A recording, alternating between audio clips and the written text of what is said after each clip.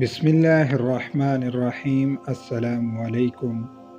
پیارے دوستو، خلیفہ ہارون الرشید کی بیوی ملکہ زبیدہ بنت جعفر فریضہ حج کی ادائیگی کے لیے مکہ مکرمہ آئیں۔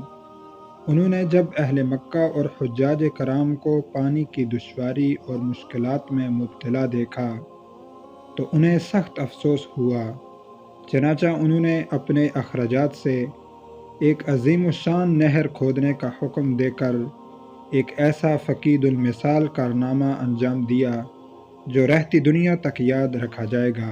ملکہ زبیدہ کی خدمت کے لیے 100 نوکرانیاں تھیں جن کو قرآن کریم یاد تھا اور وہ ہر وقت قرآن پاک کی تلاوت کرتی رہتی تھیں۔ ان کے محل میں سے قرات کی آواز شہد کی مکھیوں کی بنبناہٹ کی طرح آتی رہتی تھی۔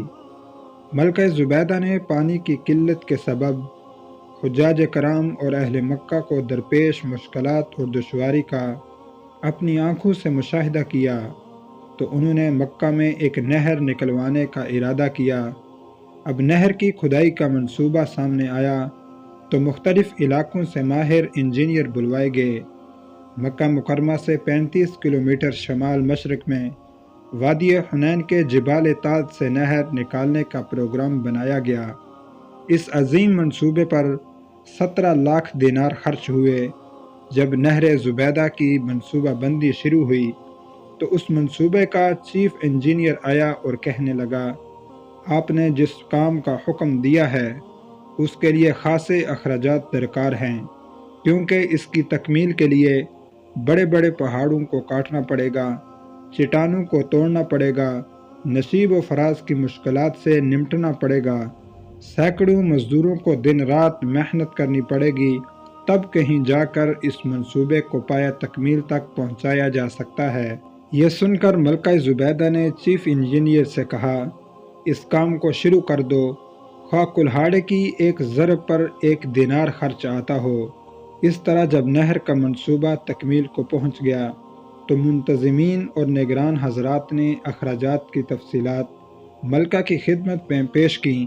اس وقت ملکہ دریائے دجلہ کے کنارے واقع اپنے محل میں تھیں۔ ملکہ نے وہ تمام کاغذات لیے اور انہیں کھول کر دیکھے بغیر دریا برد کر دیا اور کہنے لگیں، الہی، میں نے دنیا میں کوئی حساب کتاب نہیں لینا، تو بھی مجھ سے قیامت کے دن کوئی حساب کتاب نہ لینا۔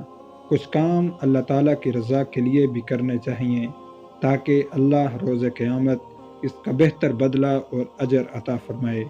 پیارے دوستو، ایسی ہی سبق آموز ویڈیوز دیکھنے کے لیے ہمارا چینل دستور حیات سبسکرائب کر کے بیل آئیکن کو آل پر کلک کر لیں تاکہ ہماری ہر ویڈیو آپ کو ملتی رہے۔